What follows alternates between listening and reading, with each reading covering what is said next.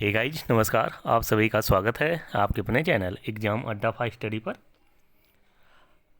69,000 शिक्षक भर्ती, 22,000 सीटों का समाधान, आरक्षण मुद्दा इस डेट तक मित्रों आप लोगों का जो आरक्षण का मुद्दा है वो उसका समाधान हो जाएगा।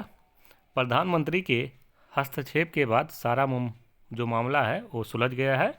क्या चुनाव से पहले जो हमारे भाई बहन हैं 22,000 सीटों वाले या आरक्षण वाले भाई बहन, क्या चुनाव से पहले इन सभी को नियुक्ति पत्र मिल जाएगी? क्या ये प्राइमरी स्कूल में जाकर जो इनका अध्यापन का कार्य है वो कर पाएंगे या नहीं? इससे पहले अभी तक आप लोगों ने अपना चैनल एग्जाम अड्डा 5 स्टडी सब्सक्राइब नहीं किया तो फटाफट आप लोग सब्सक्राइब कर लीजिए, आइकन बेल प्रेस कर लीजिए और ऑल वाला नोटिफिकेशन आप लोग ऑन कर लीजिए, जिससे कोई भी लेटेस्ट वीडियो अपलोड हो तुरंत उसका नोटिफिकेशन आप सभी को प्राप्त हो जाए। तो दोस्तों, जैसा आप सभी जानते हैं कि 69,000 शिक्षक भर्ती में 22,000 सीटों को ऐड कराने के लिए और आरक्षण का जो मुद्दा है लगभग 170 दिन बीतने को है, लेकिन इस पर कोई भी अभी डिसीजन नहीं निकल के सामने आया है।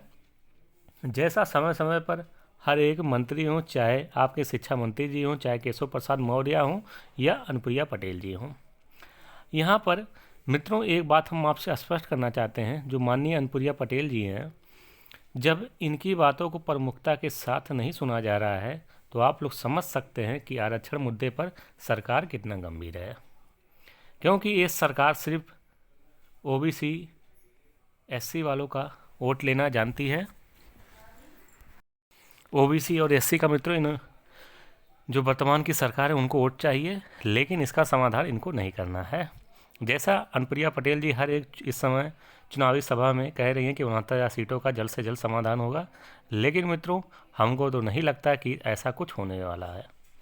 क्योंकि जब इनकी बातों को सीट को लेकर कुछ भी फाइनलाइज नहीं हो पा रहा है कि कितने सीटों पर अपना दल चुनाव लड़ेगी, कितने सीटों पर जो वर्तमान की सरकार है उसके साथ इनका अलायंस होगा, लेकिन सब मिलाकर यही है कि 69,000 शिक्षक भर्ती का जो मुद्दा इस समय बहुत ज़्यादा ट्रेंडिंग में है। आज माननीय प्रधानमंत्री जी बनारस में विजिट किए हुए हैं, सुबह से ही चर्चा का विषय बना हुआ है। जैसा आप लोग जानते हैं मित्रों, चुनाव का दौर है, तो इस समय आपके उत्तर प्रदेश में हॉलीडे पैकेज चल रहा है। सभी लोगों का इस समय कूच उत्तर प्रदेश की तरफ होगा, चाहे प्रधानमंत्री जी हों, चाहे किसी भी पार्टी के अध्यक्ष हों, लेकिन इसमें सबसे ज़्यादा फ़ायदा होने वाला है जनता का फ़ायदा मित्रों क्या होगा? उनको कुछ ना कुछ नया नया देखने को मिलेगा, नया नया सुनने को मिलेगा, लेकिन रिजल्ट में देखा जाए तो मित्रों कुछ नहीं हासिल होने वाला है। अब बात करते हैं जो हमारे 22,000 सीटों वाले भाई बहन हैं। कल इन्होंने एक नया तरीका अपनाया कि इन्होंने भिक्षा मांगकर जो कहा कि हम भिक्षा मांगकर सरकार के समक्ष अपना रोष प्रदर्शन करते हैं, लेकिन तब भी सरकार के ऊपर मित्रों टस से मस नहीं हुआ। क्योंकि जो सरकार है ये संवेदनशील हो चुकी, इनके जो आंखों में आंसू होने चाहिए आंसू की जगह सूख चुके हैं। अब आपको तय करना है कि मित्रों आप लोगों का जो मुद्दा है किस तरीके से आपको हैंडल करना है। लेकिन जो प्रधानमंत्री जी के हस्तक्षेप के बाद मित्रों लगता है जो मामला है 22,000 सीटों का और आरक्षण मुद्दे का, दोनों का समाधान जल्द से जल्द हो जाएगा। मित्रों कल अनुप्रिया पटेल जी आजमगढ़ में थी, यहाँ पेपर वाले भी गच्चा खा गए हैं। इनको लिखना चाहिए था 69,000 शिक्षक भर्ती में बेरोजगारों की मांगें शीघ्र होगी पूरी। अनुप्रिया पटेल जी सांगली विधानसभा के रामनगर में विजय संकल्प यात्रा को संबोधित करती हुई केंद्रीय अनुप्रिया पटेल जी, अपना दल एस के राष्ट्रीय अध्यक्ष एवं केंद्रीय राज्य मंत्री अनुप्रिया पटेल ने कहा कि 69,000 शिक्षकों की भर्ती के लिए आंदोलन कर रहे बेरोजगारों की मांग शीघ्र ही पूरी होगी। यह भी कहा कि अपना दल हाशिए पर खड़े समाज की लड़ाई सदैव लड़ता रहा है। केंद्रीय राज्य मंत्री रविवार को रामनगर कुकरौछी में आयोजित विजय संकल्प यात्रा को संबोधित कर रही थी। तो मित्रों जैसा आप लोग जानते होंगे कि अनुप्रिया पटेल जी लगातार 69,000 शिक्षक भर्ती में जो आरक्षण का पेज फंसा हुआ है इसको लेकर मुखर रही हैं, लेकिन देखा जाए तो लगभग 2 साल से इनकी कोई भी बातों को जो वर्तमान की सरकार है सुनने वाली नहीं है। क्योंकि जो वर्तमान की सरकार है उनको अपना रोटी सेकना है, क्या करना है क्या नहीं वो आप लोग जानते होंगे। लेकिन अब सरकार के पास एक ही मुद्दा है कि 22,000 सीटों को जोड़े और साथ में जो नई प्राइमरी शिक्षक भर्ती के मांग कर रहे हैं अभ्यर्थी, कल उनके लिए बहुत ही महत्वपूर्ण दिन होने वाला है। कल 14 दिसंबर को विशाल धरना प्रदर्शन आयोजित किया गया है इको गार्डन पे। तो मित्रों, जितने भी हमारे भाई बहन हैं टेट सीटेट पास भाई बहन हैं, सभी वहाँ पर कूच करें, या जो भी भाई बहन टेट सीटेट नहीं पास हैं वो भी वहाँ पर कूच करें। क्योंकि अगर आप लोग चाहते हैं कि नई प्राइमरी शिक्षक भर्ती का नोटिफिकेशन जारी हो जाए तो आप लोगों को एक काम करना होगा, नहीं तो आप लोग 2-3 साल भर्ती भूल जाइएगा। जैसे आपके 22,000 सीटों को लेकर जो हमारे भाई बहन लगातार लगभग 6 महीने से लगातार धरना प्रदर्शन दे रहे हैं, लेकिन सरकार कुछ करने वाली दिखती हुई नज़र नहीं आ रही है, वैसे भी आपको मित्रों 2 से 3 साल आपको वेट करना पड़ेगा नई प्राइमरी शिक्षक भर्ती को लेकर। अब आपको तय करना है कि आपको प्राइमरी स्कूल में जाकर स्थापित होना है या ऐसे ही बेरोजगारों की तरह आपको दर दर भटकना पड़ेगा। तो मित्रों, सब मिलाकर यही कि अब सरकार के पास यही है कि किधर जाएं, इधर जाएं कि उधर जाएं, लेकिन सरकार के पास 2 विकल्प बचते हैं और दोनों विकल्प पे सरकार को अमल करना होगा। एक, नई प्राइमरी शिक्षक भर्ती अगर सरकार नहीं देती है तो सरकार की खटिया खड़ी हो जाएगी, और दूसरी जो आरक्षण का मुद्दा और 69,000 शिक्षक भर्ती में 22,000 सीटों को जोड़ने के लिए दोनों मुद्दे अगर नहीं सॉल्व करते हैं तो सरकार की जो है ये भी खटिया खड़ी करने वाले हैं।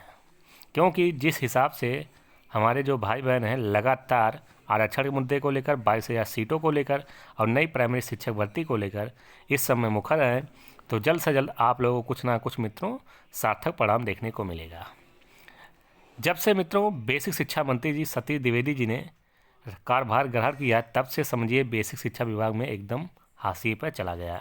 घोटाले पे घोटाले हो रहे हैं, शिक्षक भर्ती में फर्जीवाड़ा हो रहा है, प्राइमरी शिक्षक जो शिक्षक हैं उनको वेतन नहीं मिल पा रहा है, तमाम ऐसे हैं। 1100 रुपये में इन्होंने मित्रों कहा है कि हम 1100 रुपये ट्रांसफ़र कर रहे हैं माता पिता के अकाउंट में जो प्राइमरी स्कूल में बच्चे पढ़ रहे हैं, लेकिन 1100 रुपये मित्रों कहाँ ड्रेस आने वाला है। उसमें 2 ड्रेस की बात की गई है, 1 जोड़ी जूते मोजे की बात की गई है, स्वेटर की बात की गई है, बैग की बात की। मित्रों, क्या 1100 रुपये में ये सब संभव है?